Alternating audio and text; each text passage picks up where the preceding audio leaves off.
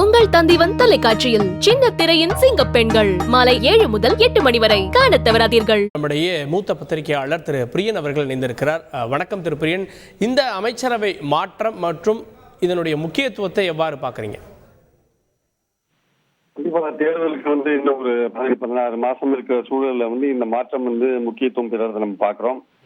குறிப்பாக இந்த மாற்றம் என்பது உதயநிதி அவர்களுக்கு கிடைத்திருக்கிற ஏற்றம் இருக்கு, அது மிகவும் குறிப்பிடத்தக்க ஒரு விஷயமா நான் பாக்குறேன். அது திமுகவை அந்த கட்சி சம்பந்தப்பட்ட ஒரு விஷயம், கட்சியில எந்த விதமான ஒரு எதிர்ப்பும் முன்முனைப்பும் இல்லாம அவருக்கு அந்த பதவி கிடைத்திருக்கிறது என்பதையும், அவருக்கு ஒரு முக்கியமான இலாக்கா கூட வேண்டாம், இருக்கிற இலாக்காலேயே நான் டெப்டி சீஃப் மினிஸ்டரா செயல்பட்டேன் நம்ம சொல்லியிருக்கிற மாதிரியான ஒரு தகவலையும் நம்ம கேட்கிறோம். நம்ம எவ்வளவு தூரம் முக்கியம்ன்றது இனிமேதான் தெரியும். மற்றபடி செயல்படாதவர்கள் செயல்பட்டவர்கள் இவர்களெல்லாம் மாத்திருக்காரு அப்படின்னு சொல்ல முடியாது. செந்தில் பாலாஜி அவர்கள் ஜாமீன்ல வந்ததுனால செந்தில் பாலாஜி ஏற்கனவே அமைச்சரவையில் இருந்தார். பொன்முடி இந்த மாதிரிதான் கேஸ்ல மாற்றிட்டு அவருக்கு மந்திரி பதவி எழுந்த போது பின்னர் கோர்ட் கிளியரன்ஸ் கிடைச்ச பிறகு அவர் கோர்ட்டுடைய அந்த நம்பிக்கையை கோர்ட்ல சென்டென்ஸ் தண்டனையும் தீர்ப்பையும் தடை செய்த போது இவருக்கு மீண்டும் பொன்முடிக்கு மந்திரி வாய்ப்பு கிடைச்சது. அதே மாதிரி செந்தில் பாலாஜிக்கு இப்போ ஜாமீன் கிடைச்சதுனால அவருக்கு அந்த வாய்ப்பு கிடைச்சிருக்கு. இந்த மாற்றம் இன்னும் கொஞ்சம் எக்ஸ்டென்சிவா பரந்த அளவுல பண்ணிருக்கலாம் அப்படின்ற மாதிரியான ஒரு எண்ணமும் திமுக தொண்டர்கள் மத்தியில இருக்கு. பல சீனியர் மந்திரிகளுடைய இலாக்காக்கள் செயல்படாதவர்கள் இன்னும் நிறைய பேர் இருக்காங்கன்ற ஒரு பேச்சு இங்க இருக்கிறத நம்ம பாக்குறோம்.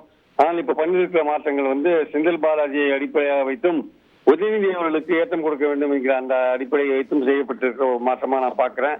இது எந்த அளவுக்கு இந்த தேர்தல் காலமா இருக்கிறதுனால வரப்போற 15 மாதங்கள் முக்கியமான காலகட்டம்.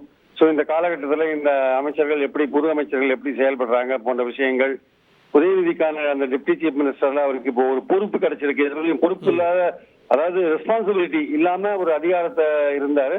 இப்போ டெப்டி சீஃப் மினிஸ்டருக்கு ரெஸ்பான்சிபிலிட்டி இருக்கிறதுனால அவருடைய செயல்பாடுகள் இந்த கவர்மெண்ட்ல ஒரு நல்ல பேரோ இல்ல கெட்ட பேரோ போன்ற விஷயங்களை வாங்கி கொடுப்பதற்கான ஒரு வாய்ப்பா இருக்கும். அதனால அவர் ரொம்ப கடுமையாக உழைத்து வரப்போற எலெக்ஷன்ஸ்ல திமுகவை இன்னும் ஏற்றத்துக்கு கொண்டு போக வேண்டிய நிலையில இருக்காரு. சோ இந்த அடிப்படையில பார்க்கும்போது இந்த மாற்றம் மிகவும் முக்கியமான மாற்றம்.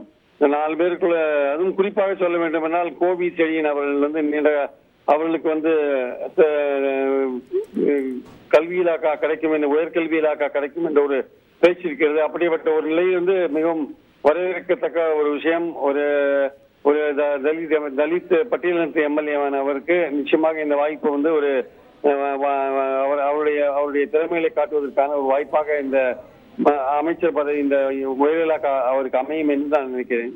உங்கள் தந்திவன் தொலைக்காட்சியில் சின்ன திரையின் சிங்க பெண்கள் மாலை 7 முதல் 8 மணி வரை காணத் தவறாதீர்கள்.